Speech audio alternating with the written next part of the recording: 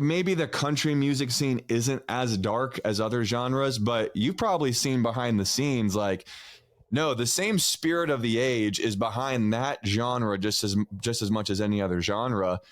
And it's enemy occupied territory. Let's call it that. I'd love for you to talk about the spiritual journey that you've gone through.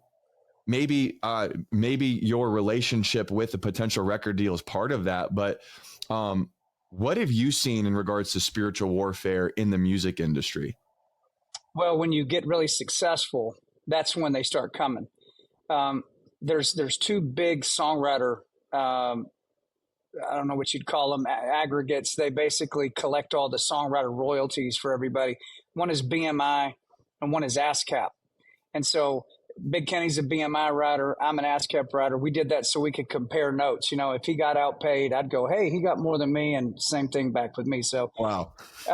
But I was ASCAP Songwriter of the Year for 3 years in a row in Nashville, Tennessee, the absolute, ground zero of songwriters. I mean, every songwriter worth their salt either lives here or they come here. There's all kind of pop and rap artists that come to Nashville to write their songs. People don't realize that because the level of craftsmanship in this town is unmatched anywhere. So even with that level of competition, I was 3 years in a row ASCAP Songwriter of the Year, meaning my songs that I wrote that year got more radio play than anybody else in the entire industry of country music. So wow. When you hit those kinds of levels, and you're selling millions of records, Big and Rich, I think we sold 8-9 million records right through that period of time. Here, the phone starts ringing, and it's senators, and it's big country artists, and it's heads of record labels, and it's senators, politicians. Oh yeah, Republican senators. Yes, conservative. We'll air quote that, conservative politicians that start calling you up and inviting you to things like Bohemian Grove. Hey, John. No way, for real? Hey, John, what are you doing in July? I go, well, I'm on tour, which I am every summer. Well, if you can carve out a couple of weekends, I'd like you to be my personal guest at Bohemian Grove. Now, for your listeners who don't know what that is, if your listeners don't know what Bohemian Grove is, go look that up.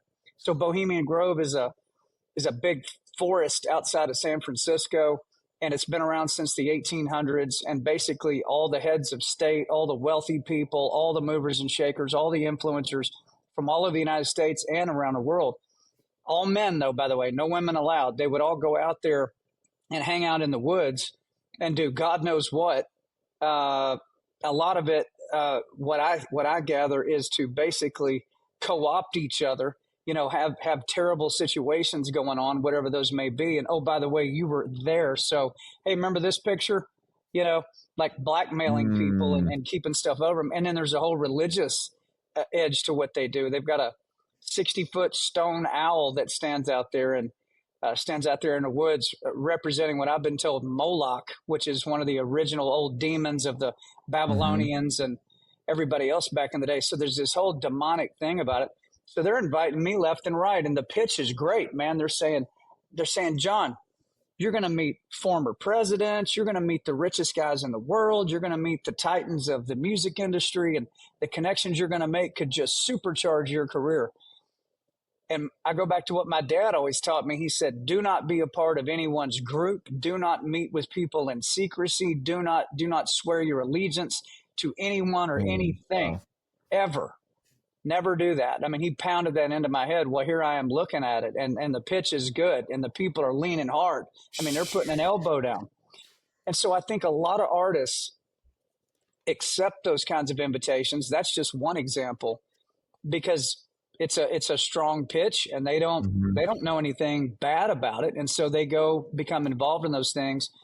And once you get involved in those things, it's really hard to say, no, I'm not going back, or, wow, I can't believe you did that, I'm out. Because if you do that, then the boomerang comes back around from those exact same people.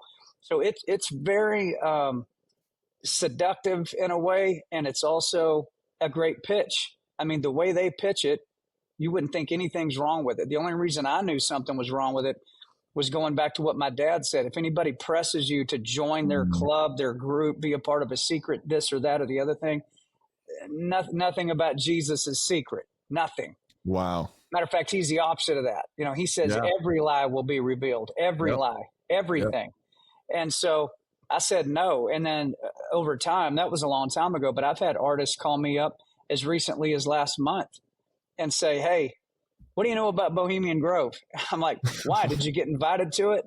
I sure did. What do you know about it? And so I'll tell them what I've learned about it. I've never been there, so I guess it would be secondhand information.